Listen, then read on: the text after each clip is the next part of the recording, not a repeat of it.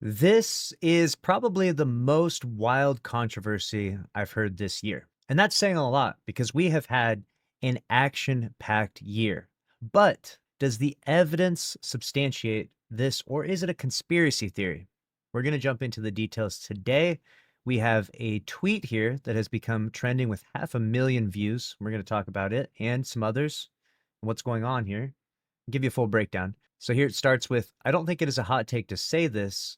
Bungie raid and dungeon playtesters should not be teaching teams raid mechanics on day one, especially when, one, those raid mechanics are unsolved, two, not even 5 teams have cleared the raid. Have some shame. So that obviously has sparked a ton of likes and engagement. A lot of people are behind this because, you might be wondering why. Who is this? What happened? Well, the running theory is that there is a former world's first raider that was hired by Bungie for QA, and they are now feeding information to their former team and helping them clear raids, not necessarily world's first, but faster than they would. That's the running theory right now, and that's the theory that's got a lot of traction. Before we jump into this any further, though, I will say that witch hunting is against Bungie's terms of service. So we're not here to put any hate or harassment towards anyone. We're just sort of looking into this bizarre situation and seeing if there is any evidence for this, or if this is all just maybe just some deep-seated jealousy, right? I'm not sure. Let's explore. So let's start from the beginning. Who and what are we talking about exactly here?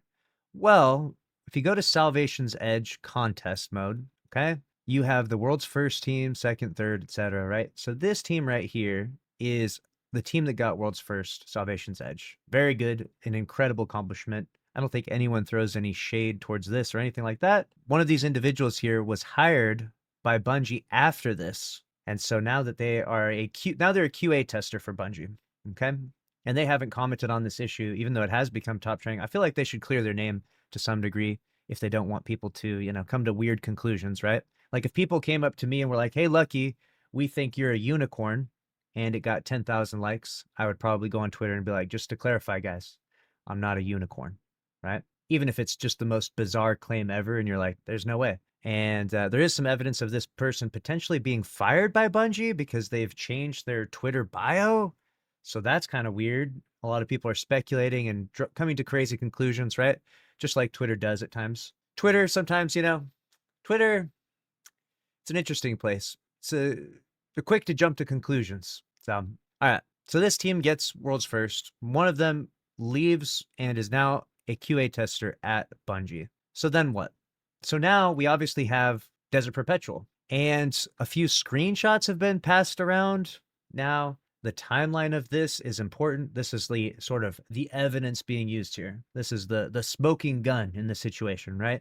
Now, I would have to watch the VOD to verify the exact timeline of these events and how this all came about. But the idea behind this is that there's one of the devs, one of the people that left that world's first team is now in the Discord, and they're one of the names listed below there. So they are in the Discord giving comms and giving advice to the team. And supposedly, from what's been passed around, they only did this after World's First is announced. So that's like the real controversy right now when it comes to Desert Perpetual. And that's the reason why these guys are tweeting this. That's why we have Gigs tweeting this right now. I definitely think he said, I definitely think the rule should be no Bungie dev influence until contest is over. I just think getting strategies from people who have been limit testing the raid for a long period of time kind of ruins the contest experience. So Giggs is obviously a former world's first raider. He has a lot of, I would say fair opinions. He's not trying to witch hunt or anything like that. We're just trying to give our opinion of like, at what point in time can Bungie intervene in these raid races? Like how can they, at what point in time can they give advice and information to these raid teams? Is it obviously it's not before the raid? That would be ridiculous. But after the world's first is cleared, can they then jump in? That's been kind of the speculation. If you don't know what happened, when you go to the Desert Perpetual contest normal mode now, right?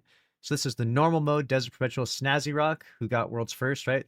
His team, incredible. Did that totally legit.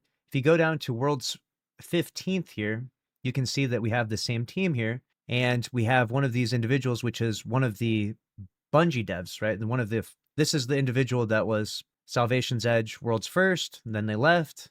They work for Bungie now as a QA tester, and now they join in on their team and they clear World's 15th with them. So just, basically just connecting the dots here so you can kind of follow along what's happening, where people are coming to these conclusions from, whether or not this is legitimate or not, that's for you to decide. So they come to this conclusion that this individual, helped them clear the raid. Like they joined in and helped them clear the raid in contest. You know what I'm saying? They could have gotten world's second or world's, it could have messed with placement, right? So that's kind of the issue here. It's not about, they didn't join their team. Just to give you an example, this was a team of 6, right? And due to, I think, disconnects and an error code that was happening, one of their teammates left. And so then they joined in and they worked for Bungie and then they cleared world's 15th. So people are kind of like, hey, that's kind of weird. It's kind of interesting that, someone who's currently on Bungie's team that kind of knows how those mechanics work could join in, is it? So that's where the weirdness comes in. So now you have Gigs tweeting this out. Now you have this guy tweeting it out, Owen. And now you have as well Snazzy Rock, who's the Desert Perpetual World's First Raider on normal, right? Normal contest mode, right? He's replied to this saying, I've seen a lot about this. If this is actually true, I totally agree. Information like this is literally so detrimental to the contest placements. So that's kind of where the focus is here. We're not talking about cheating or, spreading information for World's First. Although people have speculated that, there's no evidence to substantiate that. It's more just hearsay and that's just witch hunting at that point because there's no evidence. It might be, I'm not saying, but there's no evidence for that, right? We immediately saw how long of a phase was gotten for phase 1 and 2 and just stopped trying to clear with the BS strat and just figured it out and cleared so easily. Took like 30 minutes after seeing the longer phase to figure it out. Like if we hadn't seen a long phase, our team would have just been doing the world's first clear strat. Yep, we pretty much had the same experience, just kind of soured final boss TBH. So everyone's weighing in their opinions and ideas on this and how they don't necessarily. So when the team clears world's first, can Bungie devs join in? Technically speaking, yes, like according to the terms of service. But apparently a lot of the world's first raiders are a little bit frustrated by that and their ability to place higher. And this team is potentially placing higher because they have like a Bungie dev giving them information, like mechanics and information, right? So technically it's not against terms of service, but an update. Should they though? Probably not. But the update is this. So this is the individual here. They removed QA tester from their bio. So now Twitter has taken the story and ran with it and said that they must have gotten fired or laid off or whatever, right? People were saying that there was an investigation on this issue. I don't know if there was an investigation. There's a lot of rumors. There's a lot of, conspiracy theories being thrown out here. Is it an admission of guilt? I don't know. I feel like it would be wise of them if they want to save the reputation of their job or whatever. They want to get ahead of the, the rumors and the drama and the gossip, right? And just be like, hey, this is not what happened, guys. Like, because that would be crazy, right?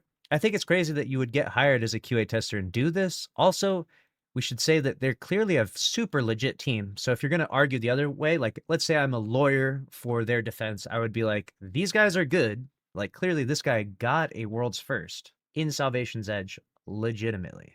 And they've placed well in the past. So these guys are super good. No one denies that. Don't see why anyone would. Maybe you could. People throw shade at their other placements prior to Salvation's Edge, saying that they kind of only got through this because of Verity and they were able to power through Verity really fast. It was kind of a guessing game.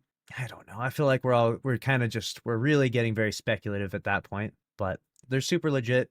They're super, it's incredible to get world's first, especially on Salvation's Edge. Like that's like the GOAT of all raids in my opinion. So that is legendary. And now people are kind of speculating that they're doing some shady things. Would a team actually do this? Would someone actually care so much about helping their former team get a world's first that they would put their entire career on the line? They would put their entire reputation on the line? It's in the realm of possibilities, I suppose, but I don't know. The other evidence that's held against them is this screenshot from a text chat, but again, could be sarcasm, which is they were asking them about the mechanics. So they said, did Bravo tell you? And this person replied saying, of course Bravo told him. And then they had skull emoji or something.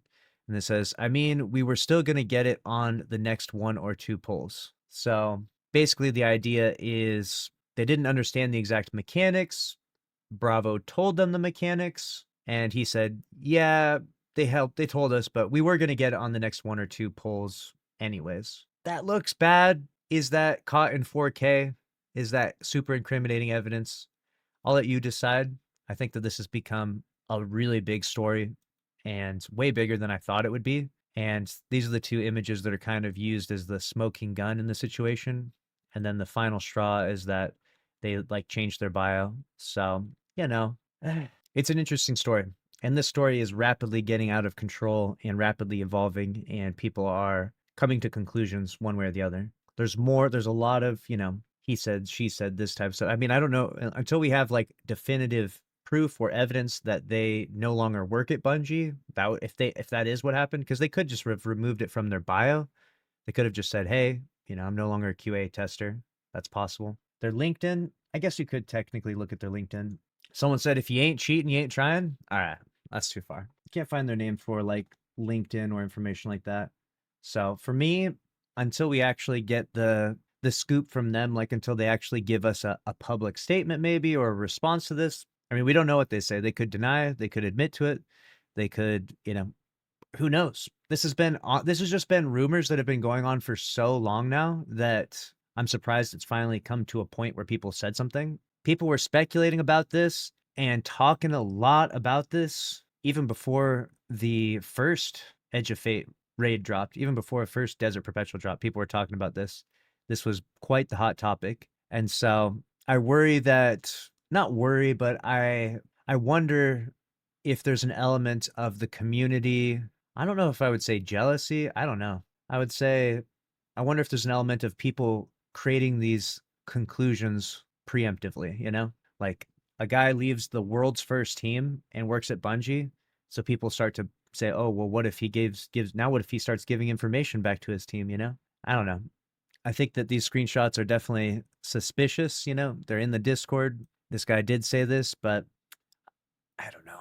Unless you have that smoking gun of like, here is a Bungie dev typing in, when you get to Kragos, you need to do this. And it's a screenshot and it's on Discord and everyone can see. And it's like, until then, it's kind of like, I don't know, because this could be sarcastic, Oh, did Bravo tell you? Oh, yeah, yeah. Like it could be a joke. It could be an inside joke, right? We've seen jokes like these pass around. People joke that because they have a teammate that works at Bungie, it's a joke. Maybe it's a joke to their clan.